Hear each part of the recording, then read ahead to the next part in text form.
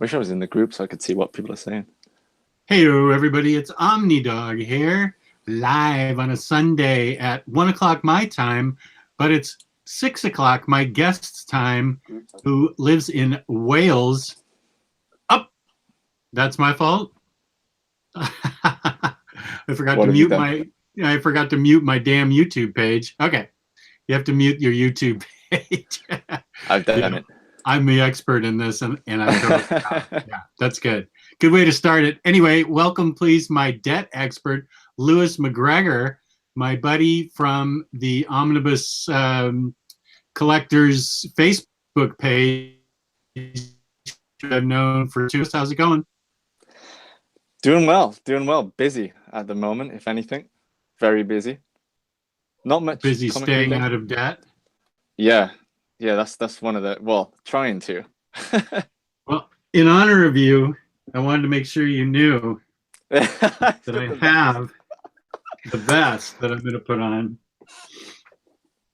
But you got so famous from your remarks. The Westworld vest. The Westworld vest. That's right. There we go. It's funny because the season 2 trailer's just come out, so it's kind of fishy that you actually have it. Oh. Yeah. I need to see. I still haven't seen the first season, so I still need to see it. It's I loved it. Yeah, I've heard great things about it.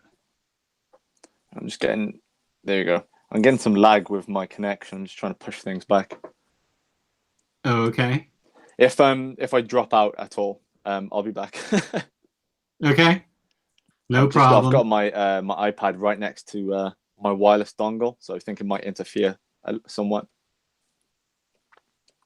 We've already got Matt, Miranda, and Jesse Say What in the chat, and Matt is saying, "Come back, Lewis. We miss you."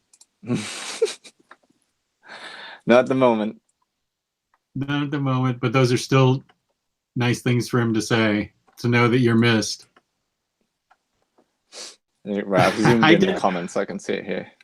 Ryan Sace is saying, Jess said this was with Mrs. Bragg. I specifically did not say this was with Mrs. Bragg because I have no intention of having any of you guys have any chance of talking to my wife. My wife is never going to be interviewed, never going to appear on this. I have no desire to have you guys to spill all my secrets to her. She can probably hear me right now and is going to lecture me when I get upstairs. Probation pie episode, exactly. Well, Lewis, the first thing they say when you're in a hole is quit digging. So that's one thing. You and I are both on the same page where we just realized all of a sudden, I'm about 2 months behind you, but I looked around, looked at my books, looked at all my stuff, and I just have so much stuff. You have to ask yourself, what am I going to do with all this stuff? And my backlog is ridiculous. I mean, there's just no way in my lifetime, even if I was 30 years old, there's no way in my lifetime I could read it all. We know I'm not 30 years old. So I think that for me anyway, and I'll let you talk since I am interviewing you. I'll let you talk in a second. But for me, it happened. The last order I got from In Stock Trades, because it was a sale, and I got a bunch of stuff on my wish list, and I looked at it, and it was a bunch of stuff I really didn't want. I was just getting it because it was on sale for 3% instead of 2%. And I thought, what am I doing with my life here? Why am I spending so much money on so much stuff? And I mean, I've started to pull stuff from my shelves that if I've read it and I'm not going to go back and reread it, I'm going to sell it. And I look at it, and if I'm not going to read it in the first place, I'm going to sell it.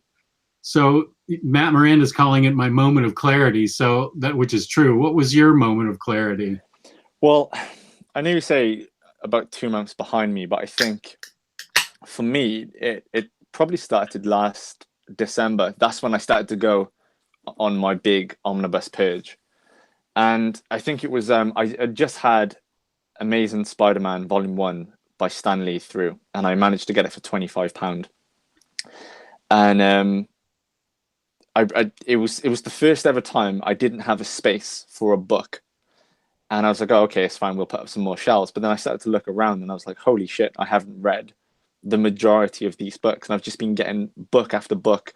I sort of built a repertoire with my postman and the couriers that would come to my house because I was getting deliveries so often.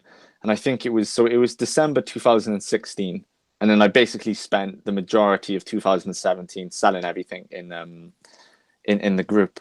But yeah, no, it was more or less the same thing of you just sort of looking at what I've accumulated, and what I had accumulated wasn't necessarily things I loved. And I think you just sort of go on like an autopilot of just acquiring things for the sake of it.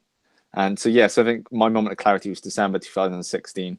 But it takes so long to get rid of it. I'm still getting rid of stuff. Yeah, it was I would say around about then, December 2016, but properly, I think, out of the game 2 months ago. Yeah.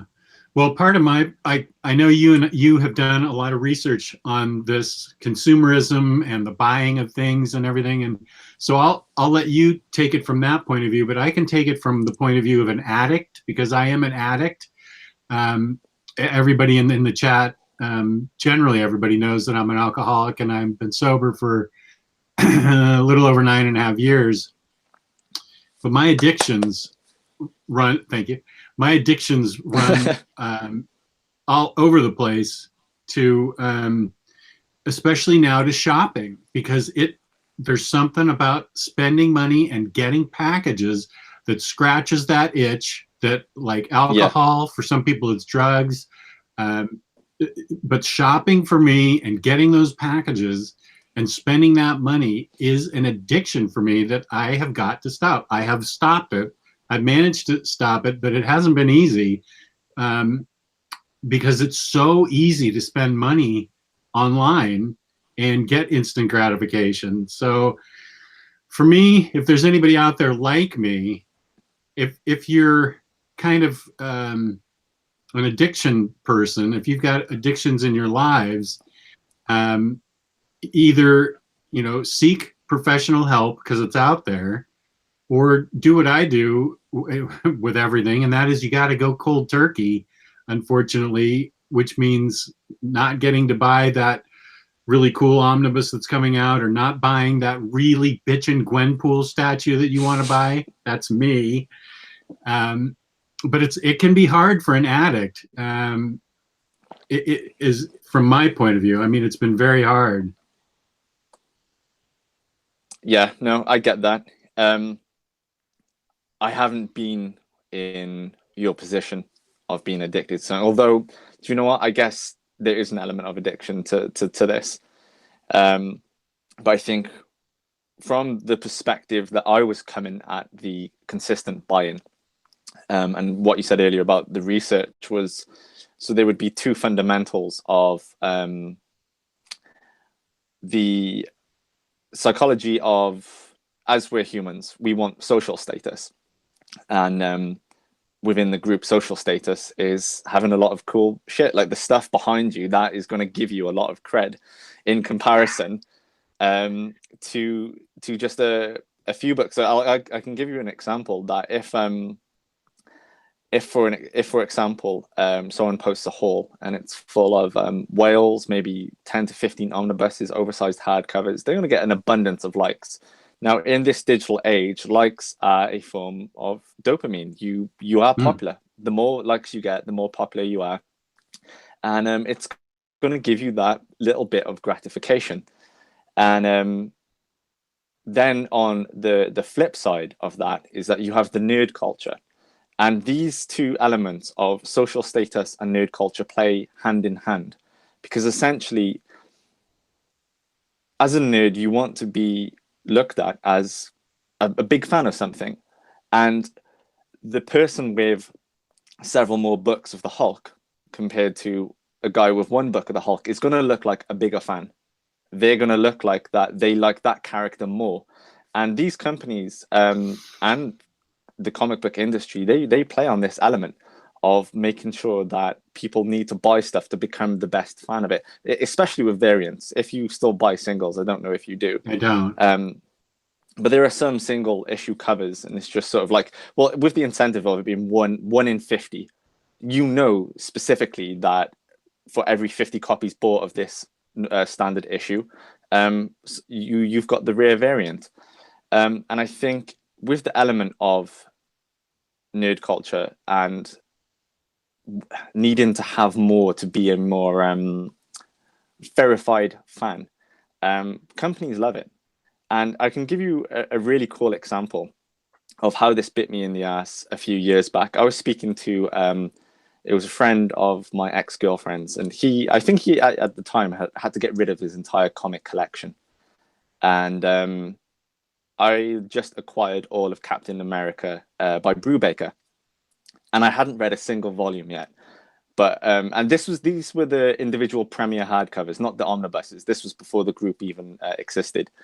But I had spent a fortune getting all of these hardcovers, and I was sort of boasting about them because they were rare for the premiere hardcovers. Some of them are very hard to find. And I was telling him about it, but I called Ed Brubaker Ed Burbaker. So yeah, so then he corrects me. And then in that moment, despite me having all of Ed Brubaker's books and he had 0 of them, it felt like he was the more verified fan because he knew how to pronounce his name properly. So it didn't matter how many books I had. This guy knew more about the series and more about Ed Brubaker because when he could pronounce his name correctly, but he had read them also. Whereas you hadn't read them yet. No, I hadn't read them yet. It was just an element of, I think Winter Soldier might have come out. And I think before the group, there was always that pressure, I guess, for me, to show my friends on Facebook that I was a geekier person. So I wanted to acquire all these hardcovers to post a cool Instagram photo or something. But then that drives back to the whole social status, nerd culture. And then with the element of that, I didn't really need to do that for those books. I could have got the standard trades or read them digitally. But instead, I wasted a ton of money, which I sold those books at a loss to buy the omnibuses, which I paid over covers. So it was just a dwindling road.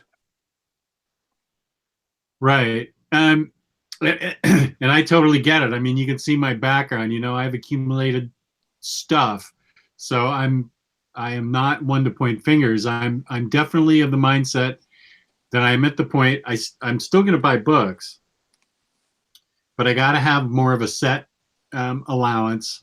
It's got to be. It's almost got to be book out for book in. Like I'm just running out of space, and I can't just afford, space-wise and financially, to just all of a sudden grab 4 Omnis and say, where are these going to go? Because I'm not one of those people that want to stack them up on the floor and have them flomped all over the couch or whatever. I want them to look nice, and so I'm stopping digging, and I'm stopping digging in that hole, and I don't want to be in debt for this stuff. I really want to have a manageable collection where I can read it and enjoy it, and not just collect for the sake of that dopamine hit that I get when I buy it off of the internet. Yeah, I think in regards to that hit of happiness, I think the problem that, especially for someone like yourself and everyone who collects anyway, is what do you find next? Because you're removing that element of happiness that you're getting. So once you remove the instant gratification of having books through the post, and that is why I didn't go completely digital, is because I still like to have that feeling. And you don't get it when you just click add to cart in Comixology and then it's downloaded to your iPad. And I think it's that element of something's missing and you try to fill it with something else. And for me, it became statues. And then that just became an entirely different story, which I'm now getting out of because of the same reason as collected editions. Yeah. Do you want to talk a little bit about statues, what they did to you and how you got out of there? Well, Sideshow, I think, have a very clever element of making money, and that is with the non-refundable deposits. So essentially, for those who haven't ordered a Sideshow statue and are watching, when a statue is released, you pre-order and you can either do it as an instant payment, but only when the statue is shipped, or you can go on a payment plan. Now, either one of those options for when a new statue has been released, it comes with a non-refundable deposit unless you cancel within 24 hours. And that essentially means, as it says in the title, if you cancel your order, you lose the deposit. And the element that they sort of use to entice people to use that element of the securing a pre-order is with the exclusive. So again, for those who haven't bought statues, some of them come with an exclusive item. And with the whole nerd and social status thing, having the exclusive means that you have a better version of the statue than someone who doesn't. Oh, Even if good you don't point. display it with the exclusive head, you have the exclusive version. It says it on the box. So your statue is automatically better mentally than the person who has the standard. That's why when a statue does sell out on the aftermarket, the exclusive goes for so much more.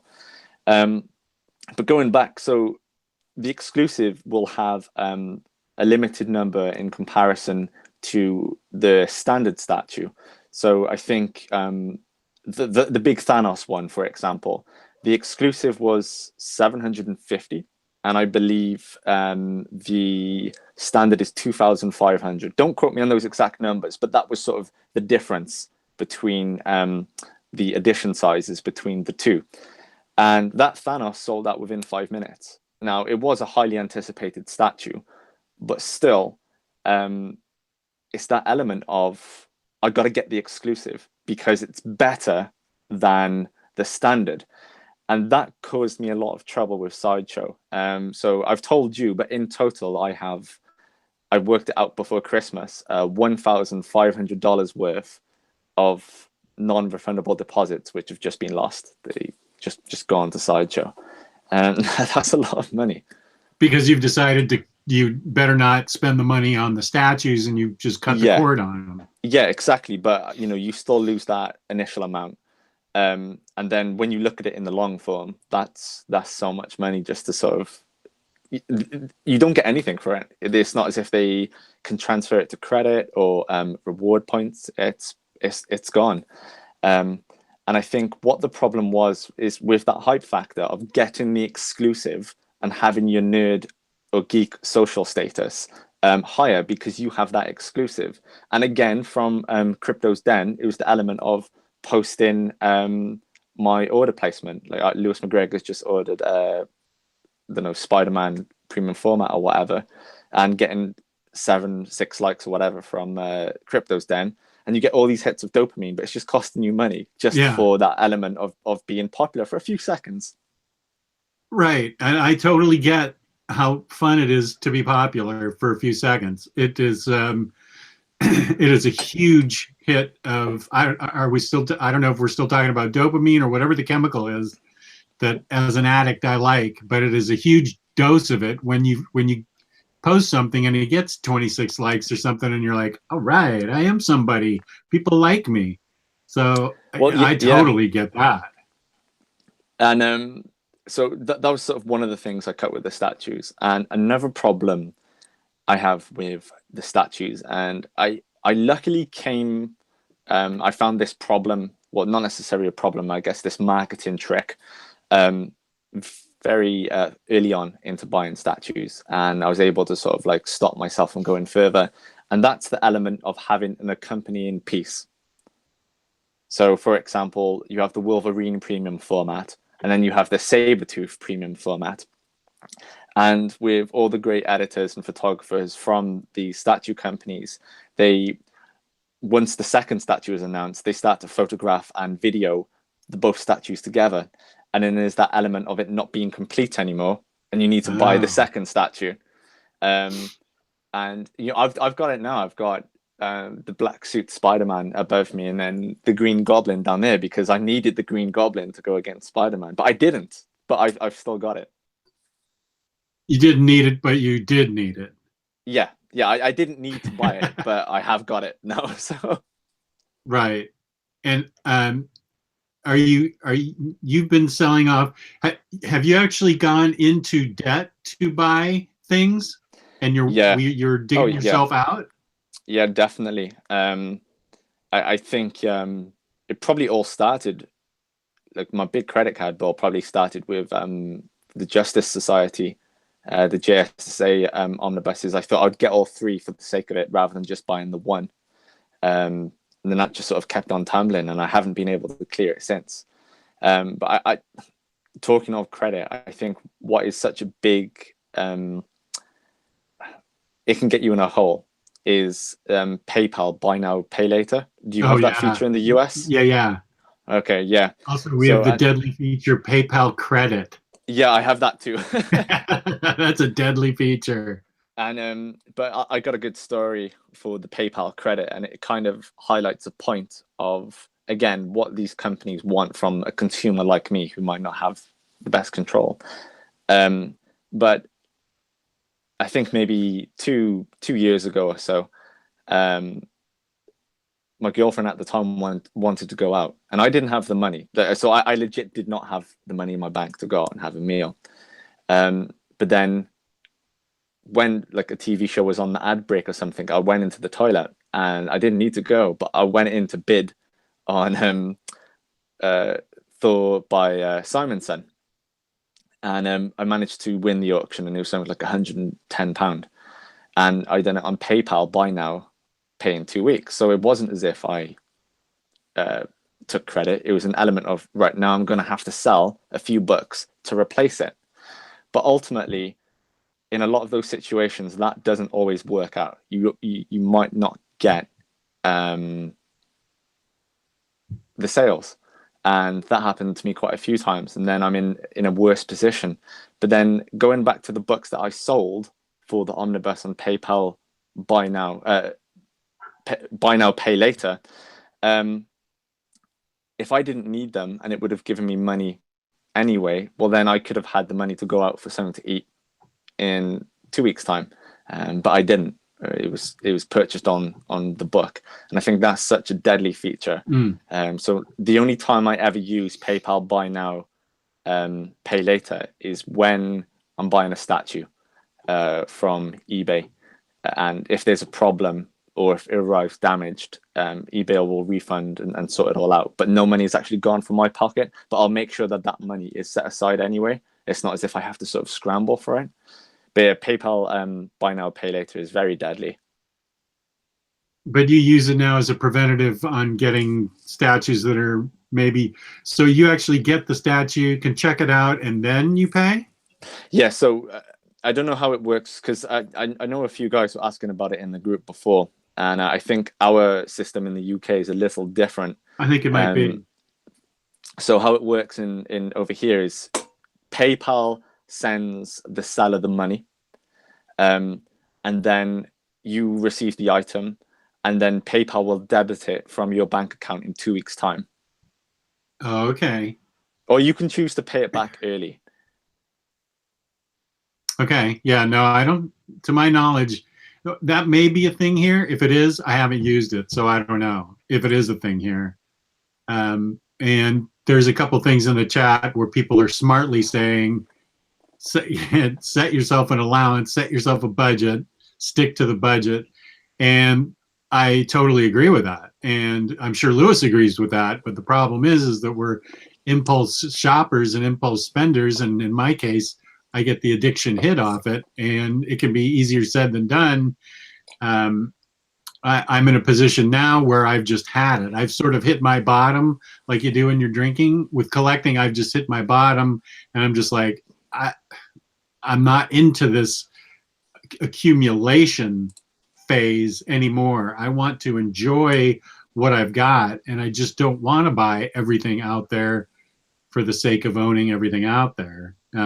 So it will be, yeah, my accountability partner Taylor Brown would be my wife. That's my accountability partner. Yeah, she's the one, Taylor Brown, that is my accountability partner. I see Matt said don't buy posters. That I got into that badly as well at one point. Oh yeah, Which Matt does like posters. Yeah, that was a phase I went in probably around about November, October last year. Again, it's all based on that exclusive limited factor of knowing that there's only 250 of them. Shall I buy it? Because it's going to be rare. And you get that extra cred, get that street cred from the internet, which means nothing. Right. Right. I've run into the same problem with vinyl, where I'll be getting things in my mail that the Moby B-sides of the Play album 300 LPs are available in red vinyl. That ticks off all the boxes in my brain. Limited edition, 300 pieces, red vinyl, album I'm probably gonna like, and it's vinyl, the hot medium of the day. So boom, I want to order it, and I've got to, as far as vinyl's concerned, vinyl, statues, action figures, everything. I have absolutely got to, and I am ratcheting back because there's only so much I can accumulate, and so, but you're right. Who cares that I've actually got one of 300 of these Moby albums? Certainly nobody that I go to dinner with. Hey, I got this Moby album. It's one of 300, and everybody at dinner will look at me and go, "Who the hell's Moby? And why do you even want one of his vinyl albums? What are you talking about?" So, I mean, I have. It's easy. I mean, it's very easy to get in this rut, but it's exactly right what you're saying. It doesn't matter to anybody once all is said and done. Yeah. And it's so easy to get allured. Yeah, go ahead. Yeah, no, I was just confirming what you said. It really, I think once you sort of take that picture, put it up onto the group or your Instagram, Twitter, wherever it goes, and you get that hit and you have that sort of instant gratification, the books go on the shelf. And I know for myself and you, sometimes they stay on that shelf then, and that's it. And it's sort of like, wow, I've just paid $60 for 10 Facebook likes, essentially. Yeah, right. So you eventually started to dig yourself out of the hole by canceling all your sideshow statues. Was that step number one? Well, I think I have a few left for pre-order, but yeah, more or less was just sort of getting rid of it. And with sideshow specifically, because there's never just one statue, it's a line. So with the Spider-Verse statues that we both have ordered, I don't know if you've cancelled them yet, but there's Silk, Spider-Gwen, and they've also talked about now that they're going to be introducing 2 more female statues, Black Cat and another character. And it's sort of it's from a completionist aspect, you need to get those ones as well. Right. So it was an element of cancelling every statue from the majority of the lines, not just having one, because I feel like if I was to have one statue from a line where there's I don't know, like 8 statues, I will need to have them all.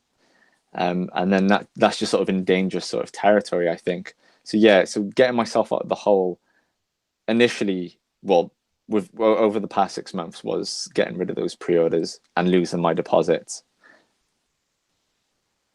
But you also didn't spend $10,000 on statues. No, so yeah, that was the rest of it is obviously from books. I don't even know where I would start with what I done with books. I think I'm still in an element of acquiring, but not as much. I'm being very selective with what I purchase now, rather than just having everything and anything. With Marvel, I have a very specific library of characters, rather than it just being an accumulation of the entire Marvel universe. So I think the first factor for me was deciding on what characters I really wanted to keep. And even then, I've been able, well, recently, Rob McClare in the group, who's I think he said he's spent £2,000 of his money buying books from me. But I decided I was gonna keep Punisher Omnis, and I had the Remender Omnibus, and I could sell that for £80 and buy all of the material back for 20. And I was like, well, there's no point in keeping that. So I got rid of the Punisher stuff. And I think, yeah, the first part was selecting characters I wanted to keep. Second part of the Omnibus purge and call was seeing how much they're worth on the aftermarket. You know, if you've got a book and it's worth £250, and it's just sitting on the shelf, for me now, it's very hard to kind of think, right, I'm going to keep that there, knowing how much well, especially because it can become devalued. I'd rather not get rid of these. Yeah. Buy a reprint or something? Yeah. If, well, you know, I spent a lot on Infinite Crisis and Ennis's Punisher, and I sold them at a massive loss. Right. Yeah, I get that. I really get that. That's why I think it's so dangerous when it's not very common, but when people pop up and say they think it's a good investment to buy these out-of-print omnibuses, because Marvel especially has shown that they will just reprint anything at any time. There's no necessary rhyme or reason to it. And it certainly was a surprise when DC reprinted Infinite Crisis.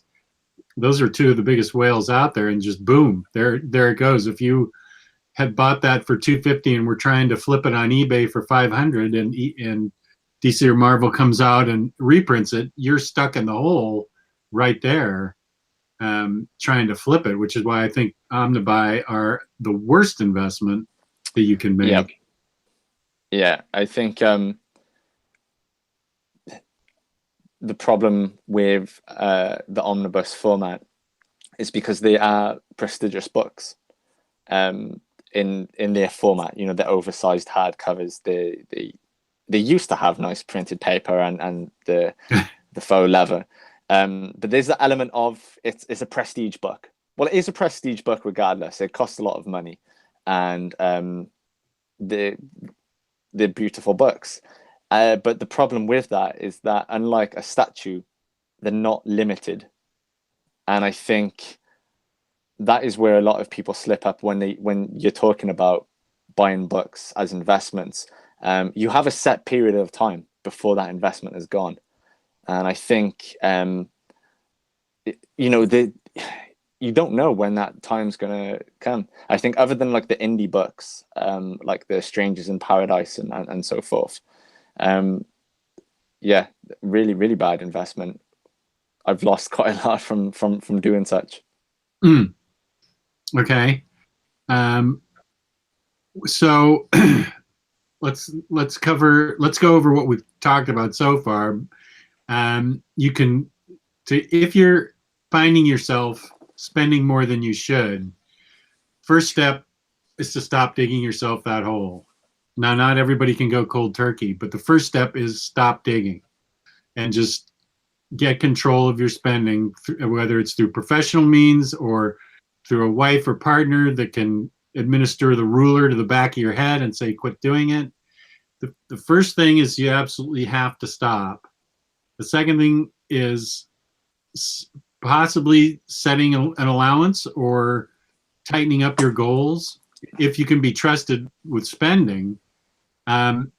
If you're in debt, that's if you're not in debt. That's if you're on your way to getting in debt, to set yourself a budget, stop digging and set yourself a budget. If you're in debt, then you're going to have to make some choices. And as Lewis and I have said, selling books and getting the books out of your collection that don't mean the most to you, and statues or action figures or vinyl or whatever you're overspending on, making hard decisions and letting those things go, even though they might mean a lot to you. Debt is crushing and can really has ruined plenty of people's lives and can ruin yours. So if you're in debt, you need to start by selling your stuff off and paying off that debt. Um, because, as Lewis says, we are consumer culture. Those of us in the capitalist countries, we are consumer culture, and we are bombarded with ads and shiny objects and things that are fun to buy. Nobody's putting a gun to our head. We're the ones that are doing it. I totally cop to that. But the stuff is out there, as Lewis said. The omnibus format is a prestige format. These sideshow statues, prestige format. They look really good, and we are, as consumers, I'm not going to say we're sheep, but as consumers, we are people that have been, ever since we were little kids, focused on and taught to buy. Even ever since we were little kids, everybody has a memory in a capitalist country of seeing something on TV or in a magazine that you want, and you immediately ask for it for your birthday or Christmas, or if you have rich, spoiled parents, that'll just get it for you right away.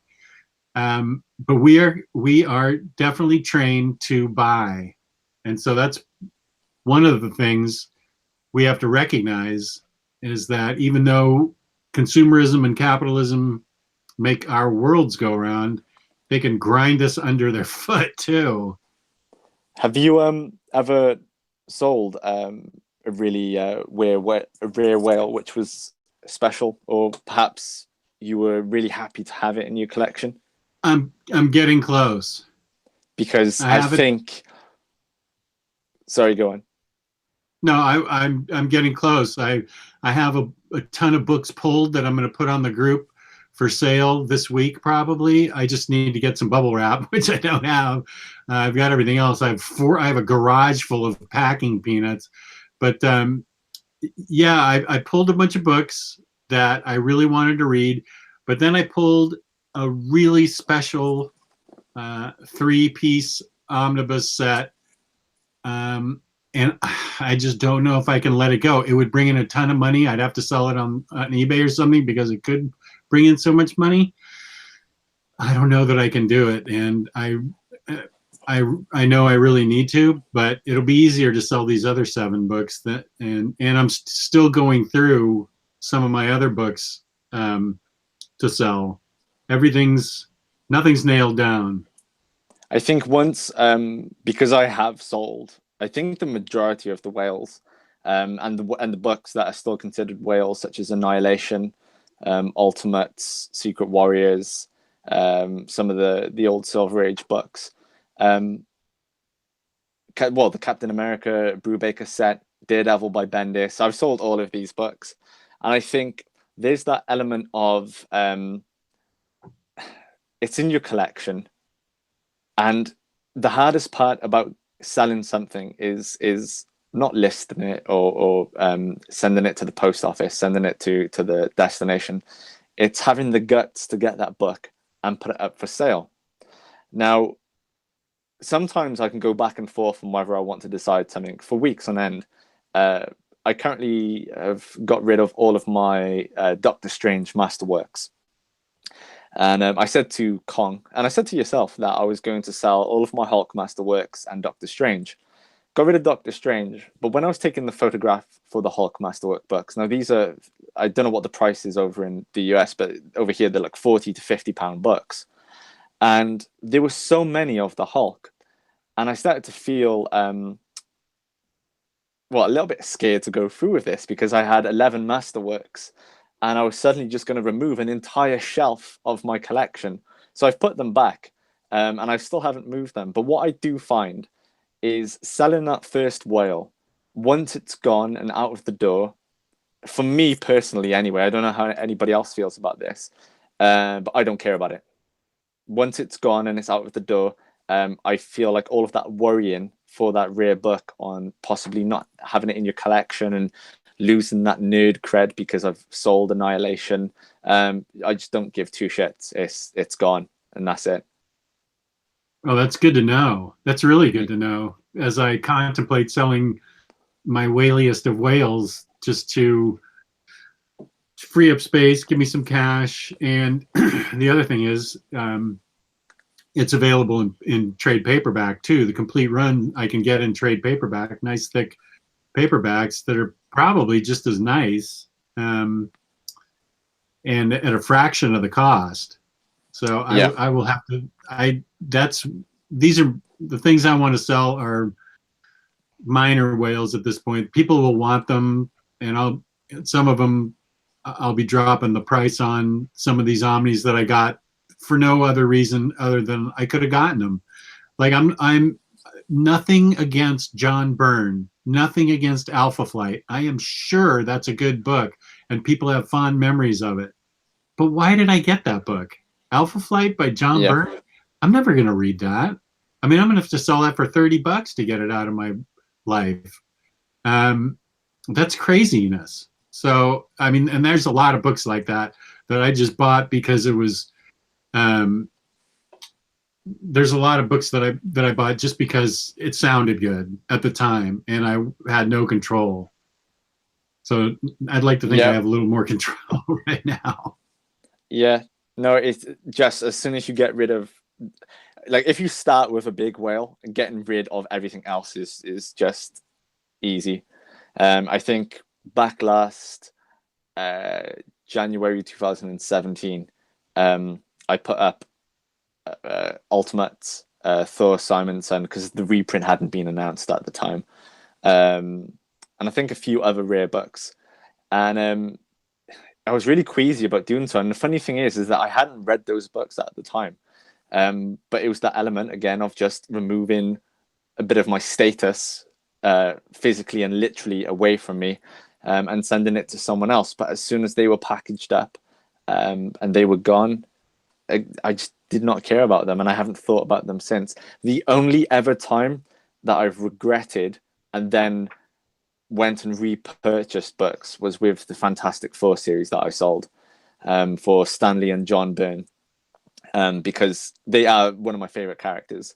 And I think I'd done that when I was more in a pinch, more so than just downsizing. But thankfully, I was able to repurchase those books at a lower cost than what I sold them for. So I actually walked away with some profit. Well, that's good. But yeah, no, it's just if you can get rid of, if you are in a pinch with money, and when you look at your collection, I think sometimes it's easy to forget it's not worth a few hundred, it's worth thousands, tens of thousands, if that.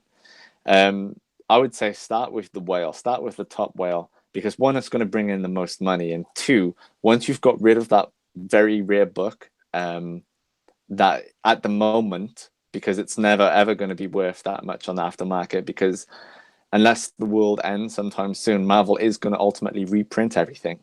And once you get rid of that rare whale, everything else is going to be a breeze to do so. Yeah, that's a good point. I was surprised at the ease with which you sold all those. It was almost, it did seem easy for you. You'd PM me and say, "Dude, look what I'm selling today," and I was like, "What? How can you sell that? Are you crazy?" And you were just like, "Nah, it's just a book. I'm selling it. I need the money." And you just, I mean, you went through your collection and just jettisoned Oh yeah. everything that you wanted to. Yeah, well, I've been able to actually take down, I think, the bookcase behind you to your left, I think. Other one. Yeah, that one. Yeah.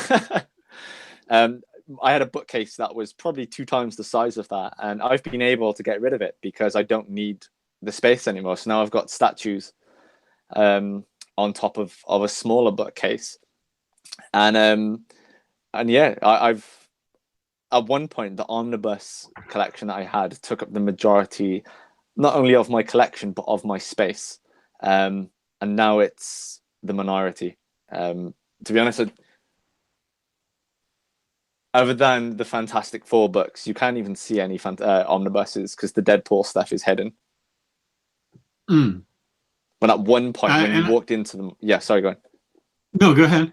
I was gonna say at one point when you would walk into my room, you were just met by hundreds of them, and now you can't see them. Yeah, and I have to admit, I also get, because I have decorated this room like a little kid would decorate his room. Just action figures, statues, books. I people people like me because I have a youthful attitude, but I have a youthful attitude about money too. Whereas if I have the money, um, why shouldn't I spend it? And I ain't young. I mean, my wife's talking about retirement in 3 years, so I this is a real issue for me where I've got to curb my spending because I got to get ready for the final countdown when she turns 65. That's 3 years from now, and she's gonna say, "Dude, we don't have the money for that. You said we were going to go to Australia. That's where that money's going to go towards." So I have a solid 3 years left of carefully picking out what I want to keep, and I cannot keep accumulating at this rate because I really do want to read everything, and I've just got too much. Yeah, I've got too much. I think another aspect which gets people into financial trouble is the sales and job lots on eBay, because it paints a false equivalency of if I can buy it cheaper now, it's going to save me money in the future. And I can give a perfect example because I've probably done it a few months ago. I was able to purchase all of the old Guardians of the Galaxy material. I think I sent you a photo Yeah. in chat. Yes, I was able to buy, I think, 9 thick complete collections. It was like Jim Valentino in the year 3000. In the year 3000, that's a busted song. Guardians 3000 and Tomorrow's Avenger. And I think there's 9 or 8 books, and I was able to pick them up for £80. Now they're £20, £22 books, so you'd be roughly looking at £200. So I'm thinking, wow, I've just saved myself £100 and £110. Right. But the false equivalency is that I haven't saved any money. I'm down £80. Right. Yeah. And that's the false equivalency of sales and job lots on eBay, is that you think you're saving money, but you're still giving it away. So and to talk about that, I still haven't read these books yet. So I purchased them because I knew I wanted to read them. When? I'm not too sure. But I wanted to read them in the future. I was interested in the material, and it was a cheap and easy job lot. But so I thought I was going to be saving 100, £110. But no, I'm still down 80. And if we look at buying books as an investment into enjoyment, I've yet to have that. Really? Yeah, well, I still haven't read them, so the investment of enjoying the material hasn't paid off yet. So if we were to look at it as an investment, I'm down £80, and there was no need for me to purchase them. Right. Gee, this has gotten kind of depressing.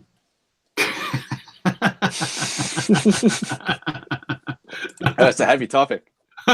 Yeah, it really is, because we have a hobby that can be expensive, because you talked about nerd culture, and I mean, it is a golden age to be a nerd when you've got brilliant movies out there, TV shows that are crazy good, and tons of products that did not exist when I was a kid. I think the only thing that existed when I was a kid was just strictly comic books. There were no trade paperbacks or way to collect them. There were no reprints. There was no prestige omnibus. There were no action figures, except when Star Wars came out, and Star Wars and Kenner finally put out some of those action figures. Those were, well, no, I take that back. I remember there were action figures and play sets as a kid, but not to the articulated scope of today's action figures and things like that. But yeah, it is a dangerous world out there if you've got a roving eye for shiny objects that are in this nerd culture, as you say, that we live in.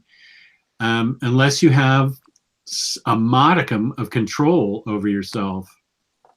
They're talking about the amount of merchandise which is out at the moment, and the nerd culture. I read an article. It was probably about a year and a half ago, and I was trying to search for it today to talk about it, but I just could not hit the correct keywords to bring it up in Google. And it was talking about nerd culture and money, and how, like, the hardcore nerds are pressured into buying to compete with people who aren't necessarily invested into nerd culture. And I'll give you an example of that. Now I'm 27, but if I roll back just like 15 years to when I was in high school, I imagine it would probably be a lot worse when you were in high school.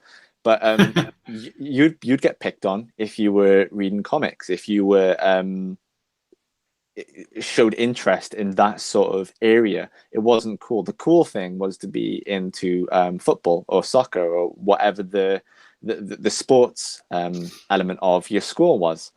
Now you fast forward now, and I can see guys down the gym who would be the type of people who would bully those who were invested into comics back in the day, wearing Iron Man t-shirts because it's cool to do so.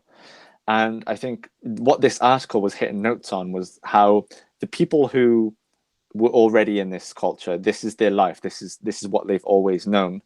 Now everyone else is getting into it, which isn't necessarily a bad thing, but it puts pressure on those to up their social status. Again, talking about the element, to up their status, to show that they are, in essence, more nerdier than that person. Right.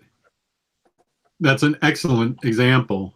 It's an excellent story about how the tables have turned, sort of. The bullies are now Yeah, into it.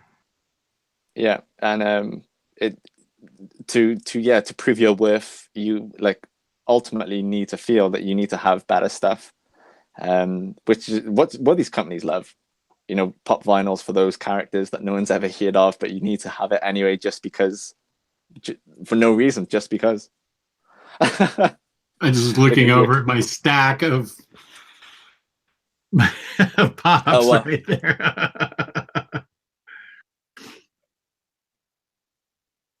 That's my stack of pops right there, which I don't really collect anymore. I'm just Sort of. Well, talking about what Nick Muniz said, then this stream can be summed up like this: quit the group. I've said to you in chat, and I've said to Kong in chat, I've been able to sell so much stuff because I don't feel pressured to have it. There's not an element of, if I get rid of this book, I'm not going to be cool. Like in its core basics, when we strip down all of the bullshit, and that is why I did not want to get rid of that book, was because it would no longer be in my collection and I wouldn't be up there. Right. And I think you said in reply to that, sometimes you don't know who you're collecting for. Right. I remember that. Yeah. I do remember that. Yeah. Well, that's a great point. Yeah. Are you collecting for yourself, or are you collecting to show off to the group? Which is one reason I don't do haul videos anymore, or hauls on the group. Yeah, I don't do those anymore. They just felt wrong to me. I like looking at other people's hauls, and I don't mind. I'm not in judgment of other people's hauls, but they didn't feel right to me to do those anymore. Just for that exact reason. Who am I collecting for, me or the viewer? Yeah. And that's a dangerous element which I fell into. Right. Yeah, I can totally see that. I'm Matt Miranda's asking, who is this Nick Munoz? You tell me, Matt. He's your BFF. So, is there anything else you wanted to talk about. I feel like we've hit all the right notes in this, and how to keep people out of debt, how to stay out of debt, how to get out of debt, how to really be careful in not accumulating too much stuff, how the we don't want to accumulate too much stuff, how it's sort of inculcated in us to accumulate, but how we have to kind of fight it. Well, So is there anything you feel like regarding just to talk back about the whole dopamine hit thing? It's funny because it reaches a point where, as you said, that you're running out of room and you don't want to pile your books up on the floor sideways. That dopamine hit starts to become stress, and it starts stressing you out. And I think once you hit that point, it's when you need to stop and start thinking, look, this just isn't healthy. This needs to go. Lewis, that is the smartest, most brilliant thing you've said the whole chat. When it turns into stress, that is exactly right. Whenever I come down here into this room, I walk in, I feel great, but when I leave, I feel like all the adrenaline leave my body, and I think, what have I spent my money on? What is going on here? And it immediately becomes stress. You were exactly right. That's exactly what it is. It's as soon as it becomes stress, that's when you've reached the point where you need to declutter. That's where I am. Yeah, it's I think once you start looking at your collection and it's no longer an element of love, and it's like, holy shit, there is so much to get through here. You just need to desync with it. To be honest, I think all of the great runs that I've read might have been prior to joining the group, before Riley even created the group. Because I know I got into reading comics with Bendis's Daredevil, and that was all trade. I read Uncanny X-Force in the premiere hardcovers. Aquaman was in the weekly singles. And I think everything that I've ever sort of properly loved hasn't been from just going out and buying this £100 hardcover. The one exception to that is I blind bought Man-Thing, and that character became an instant favorite of mine, if not one of my favorite all-time Marvel characters. So I'm very grateful that I did take that blind buy, because it really sort of inspired me creatively that summer. But yeah, it was when I think back to the runs that I've read and loved, they haven't been from amassing so much. It's been from just buying one single trade, trying it, and seeing what happens. Right. Excellent point. Excellent point. Do you want to show any of your statues? Not at the moment. I mean, okay. My room's a tip, because if I can, well, I'll send you a picture later. There's just boxes everywhere from what I've been packaging up. Okay. Yeah, I've got Sideshow calling this week to pick up C-3PO, so I can get a refund on that. Nice. Well, I think this has been a great talk. If we've reached one person out there who's having problems, I think our job is done. I know it's been good for me, because especially the last thing you said about when the love becomes stress, which is what it has become. I don't have any intention of leaving the group just because I have fun in there, but I think I'm able to juggle both things. I'm able to buy one thing every 2 weeks and still enjoy the group, because there's an awful lot of personalities there that I enjoy. Some personalities I don't enjoy, but they're outweighed by the personalities I enjoy. Oh, of course, yeah. I mean, this whole factor that I'm in now, that wasn't my primary reason. It was primarily due to just getting suckered in when I needed to creatively push on with my endeavors. But it has been, I've only been able to see how much it affected my buy-in once I removed myself from that environment. Right. Yeah. Well, it was taking up more of your time than was good for you. You needed to focus your energies on your job. Yeah, well, that's the thing. When you work on the internet, it's very hard not to click back to Facebook, and getting caught up in some shit or whatnot. Well, I totally agree. I spend all day on the internet for my job, and that's why I'm on there at all hours of the day because I click back and forth. I totally get it. I monitor the stock market religiously, and that's why I'm always on my computer. And it is easy to go to Facebook and get lost there for an hour, and you've lost an hour of productivity. You're like, whoa, wait, what just happened? So I get and support the reason why you had to adjust and leave the group. I'm not there yet. But I understand your reasoning.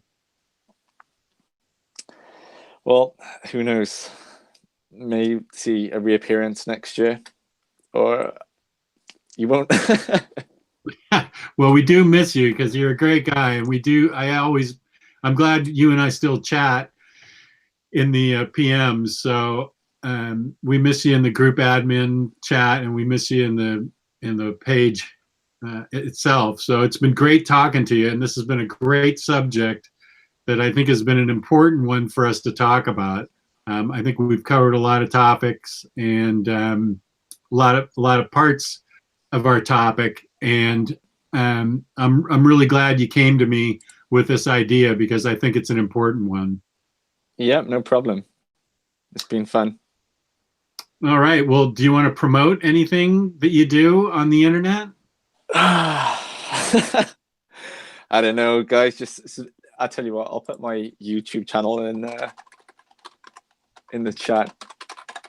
If anyone cares for short films, they can go to that. Oh yeah, you had a good short film the other day that I thought was great. Oh, I don't know if I can actually share the link. Just click my name, guys, and you can go to it there. Yeah, Lewis put up. Was that in your? Was that your private? Was that between us, the private chat that you put that up? No, that's on my. Let me see if I can get the link. Yeah, so essentially, what had happened, Jess, over the last few years, I've shot a few short films, and for one reason or another, some of them haven't worked out properly. So what I decided to do was put up a few. Let's see if that works. No, I can't send web addresses. Yeah, so this was just one scene out of 4 for the short film, and well, it's received quite a lot of views so far, and a lot of the comments are about how it works as well on its own. Was this the thing you sent? Is this the thing you're trying to post? The thing you sent me the other day? Yeah. Okay, send it to our private message, and I think I can. Since I'm the moderator of the chat, I think I can post it. Oh, okay. Let's try that.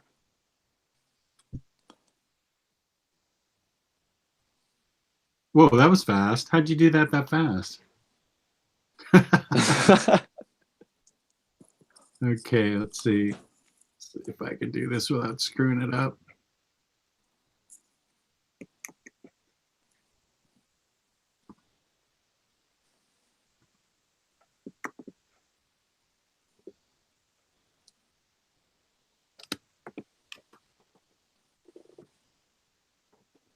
Hey, there you go.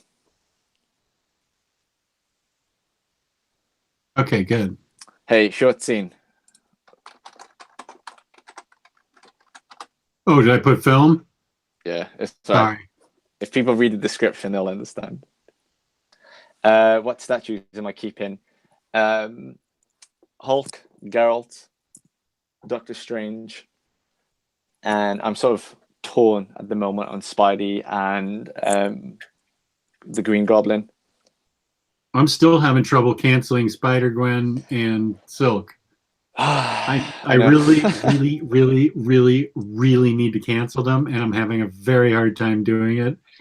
I don't mind that I'm going to lose the $50 deposit on both of them. I get it. That's my burden to bear. But God, I really, really want them.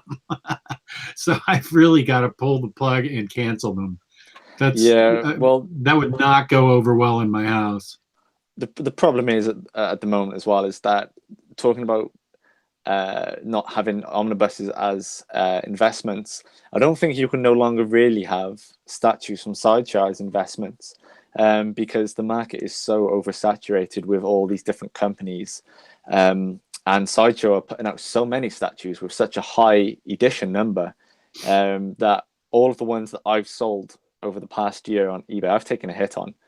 And like one of them was the Red Sonja statue, and that was the X, and I couldn't even get retail for that. Oh, really? Yeah, and that had sold out at Sideshow. So I took a hit on that. So I think once you're losing money on the exclusive versions of statues, the aftermarket's in a little bit of trouble. The old stuff still sells well, but then to get the old stuff, you're going to have to pay a lot more money in the first place. No, speaking to Chris there, Black Canary's still here. I need to open her up, inspect her, and sell her off. It sounds like I'm going to sell her off at a loss. Who's Geralt? Geralt, he's a Geralt. character from The Witcher. Oh, okay. It was my first and only Prime 1 statue. It was very expensive, but as Ryan said, it's the best statue I own. It's just so beautiful. I'll have to look it up. All right. I appreciate everything you had to say, Lewis. This has been great, and I'm really glad you came to me with this topic. And I'm going to quit while we're ahead. We've been talking for a little bit more than an hour, and I think this has been an excellent primer for getting out, staying out of debt, and trying to enjoy the hobby for what it is, means to entertainment and not means to acquirement. So yep, no problem. We will end this. Yeah, we will end this broadcast, and thank you so much, Lewis. This has been great. No problem. See you again, Jess. All right. We'll talk to you later. Bye. Thanks, everybody, for watching. I certainly appreciate it.